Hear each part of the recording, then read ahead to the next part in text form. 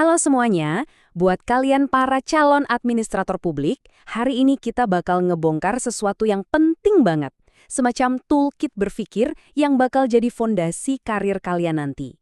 Kita akan bahas 3 pilar filsafat yang akan membentuk cara kalian melihat, menganalisis, dan yang paling penting, memecahkan masalah-masalah publik di dunia nyata.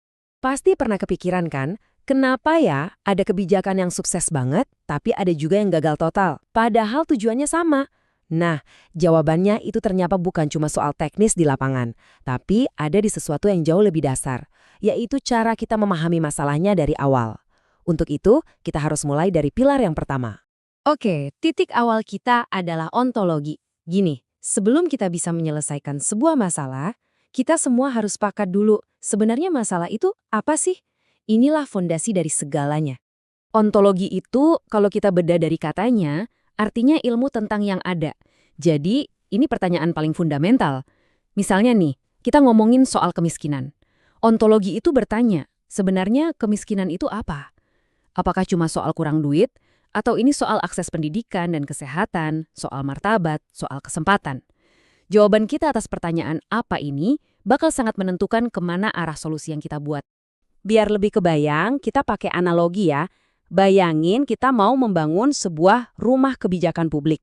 Nah, ontologi ini adalah proses di mana kita memahami tanah, tempat rumah itu akan dibangun. Sifat tanahnya gimana? Kondisinya seperti apa? Kita harus benar-benar mendefinisikan realitas dari masalah yang mau kita selesaikan. Nah, contoh-contoh di sini konkret banget. Coba deh lihat. Kalau kita melihat birokrasi cuma sebagai struktur atau bagian organisasi, ya solusinya paling cuma ngerombak struktur itu. Tapi, kalau kita melihat birokrasi itu juga sebagai budaya dan hubungan antar manusia di dalamnya, solusinya jadi beda. Harus menyentuh perubahan perilaku dan nilai. Kelihatan kan? Cara kita mendefinisikan realitas itu nentuin banget tindakan yang bakal kita ambil. Dalam filsafat, soal ini ada perdebatan besar. Ada kubu materialis yang bilang realitas itu ya apa yang bisa kita lihat, sentuh, dan ukur. Mereka akan melihat masalah perkotaan dari sisi infrastruktur fisik. Tapi ada juga kubu idealis yang percaya bahwa realitas itu dibentuk oleh ide dan konsep, seperti keadilan atau rasa memiliki. Hal-hal yang nggak bisa diukur pakai meteran, tapi sangat nyata dampaknya. Oke, jadi kita udah paham nih tanahnya, fondasinya udah kita definisikan. Pertanyaan selanjutnya, gimana cara kita membangun pengetahuan di atasnya? Nah, ini membawa kita ke pilar kedua, yaitu epistemologi. Epistemologi ini intinya adalah tentang metode, tentang cara. Kalau tadi ontologi nanya apa itu, sekarang epistemologi nanya, oke, terus gimana caranya kita bisa tahu itu dengan pasti? Gimana kita bisa yakin kalau pengetahuan kita itu valid? Balik lagi ke analogi rumah kita. Kalau tadi ontologi itu tanahnya, maka epistemologi itu adalah semua perkakas yang ada di kotak peralatan kita. Palu, gergaji, meteran, dan juga metode konstruksi yang kita pilih. Ini semua tentang cara kita membangun pengetahuan yang kokoh dan bisa dipertanggungjawabkan. Dan biasanya ada 2 pendekatan utama dalam mencari tahu. Seorang rasionalis mungkin akan mencoba membangun teori tentang birokrasi ideal hanya dengan menggunakan prinsip-prinsip logika. Sementara seorang empiris akan bilang, tunggu dulu, dia bakal turun ke lapangan, melakukan survei, wawancara, dan mengamati langsung gimana birokrasi bekerja. Keduanya adalah cara yang sama-sama valid untuk mendapatkan pengetahuan.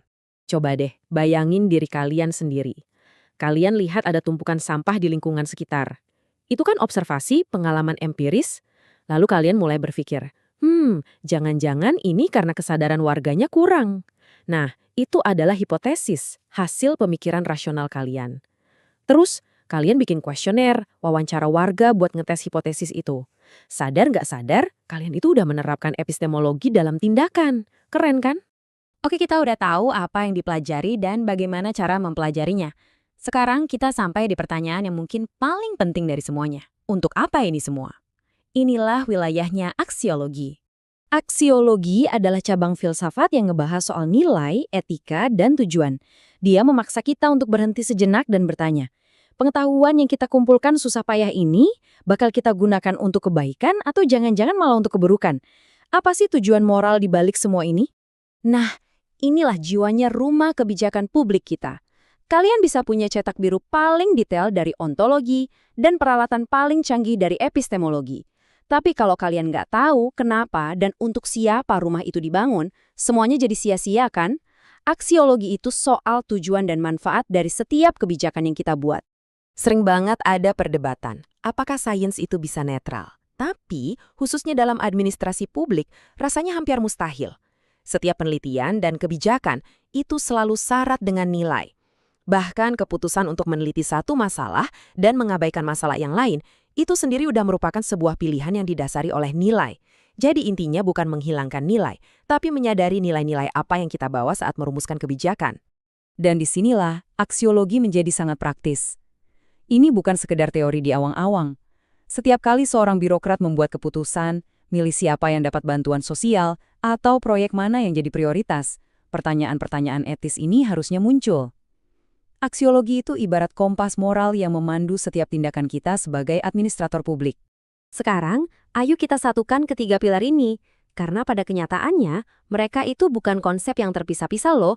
Mereka adalah sebuah kerangka kerja yang saling terkait dan gak bisa dipisahkan. Dan inilah dia gambaran lengkapnya, rumah kebijakan publik kita akhirnya berdiri dengan kokoh. Fondasinya kuat karena pemahaman kita tentang realitas masalahnya jelas. Itu ontologi. Dinding dan atapnya dibangun dengan metode yang valid, itu epistemologi. Dan yang terpenting, seluruh bangunan itu punya tujuan mulia untuk melayani penghuninya, itulah aksiologi. Coba deh bayangkan, punya tujuan mulia, tapi datanya ngawur. Kebijakan kalian bakal salah sasaran. Punya data yang super bagus, tapi nggak paham akar masalahnya. Solusinya coba di permukaan. Punya pemahaman mendalam dan data yang valid, tapi nggak punya tujuan yang jelas, hasilnya bisa jadi sia-sia atau bahkan berbahaya. Jadi ketiganya ini harus mutlak berjalan beriringan. Nah, setelah kita memahami kerangka kerja ini, sekarang bolanya ada di tangan kalian. Ini bukan cuma teori buat dihafal di kelas, tapi beneran bekal untuk karir kalian di masa depan. Ini adalah pertanyaan terakhir untuk kalian renungkan. Ingat selalu ya, di balik setiap data, setiap peraturan, dan setiap program, selalu ada pertanyaan tentang realitas, tentang kebenaran, dan tentang nilai. Memahami ketiganya adalah langkah awal untuk menjadi seorang administrator publik yang bukan cuma kompeten, tapi juga bijaksana.